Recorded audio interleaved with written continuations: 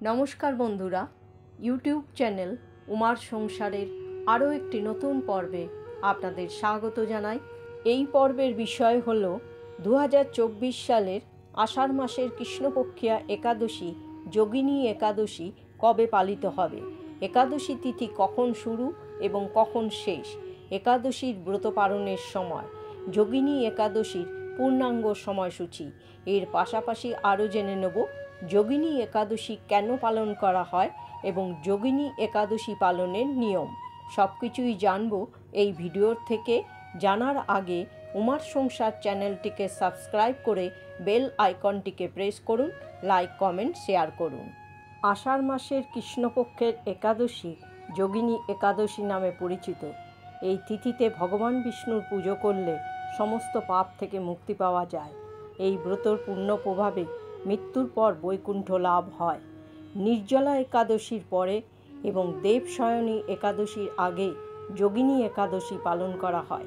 বিশ্বাস করা হয় যে এই উপবাস পালন করলে মানুষ জন্ম মৃত্যুর বন্ধন থেকে মুক্তি পায়। যোগিনী একাদশী কেন পালন করা হয়? ভগবান বিষ্ণুর আশীর্বাদ পেতে এবং আধ্যাত্মিকভাবে এগিয়ে যাওয়ার জন্য ভক্তরা উপবাস পালন করে, আচার পালন করে এবং ধ্যান ও প্রার্থনা অনুশীলন করে। যোগিনী একাদশীর পালনকে মানসিক শুদ্ধি, আত্ম উপলব্ধি এবং ঐশ্বরিকের সাথে একজনের বন্ধনকে শক্তিশালী করতে সহায়তা করে। একাদশী পালনের প্রকৃত উদ্দেশ্য কেবল উপবাস করাই নয়, নিরন্তর শ্রী ভগবানের নাম স্মরণ, মনন ও শ্রবণ কীর্তনের মাধ্যমে একাদশীর দিন অতিবাহিত করতে হয়।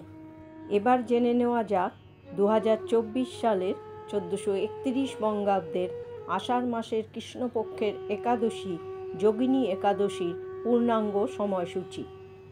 আষাঢ় মাসের কৃষ্ণপক্ষের একাদশী তিথি শুরু হবে 1 জুলাই 2024 বাংলার 16ই আষাঢ় 1431 সোমবার সকাল 10:25 থেকে এবং একাদশী তিথি সমাপ্ত হবে 2 জুলাই 2024 বাংলার 17ই আষাঢ় 1431 মঙ্গলবার সকাল 8:42। 2024 সালে 1431 বঙ্গাব্দে যোগিনী একাদশীর ব্রত পালন করা হবে 2 জুলাই মঙ্গলবার।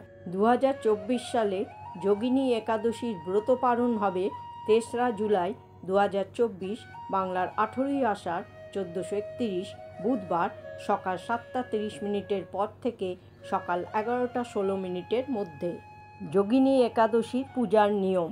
যোগিনী একাদশীর উপবাসে অনেক আচার ও অভ্যাস জড়িত, যা ভক্তদের অবশ্যই অনুসরণ করতে হয়। যোগিনী একাদশীর উপবাস পালনের জন্য নিয়ম ও সংযম পালন শুরু হয় একদিন আগে, অর্থাৎ দশমী তিথি থেকে।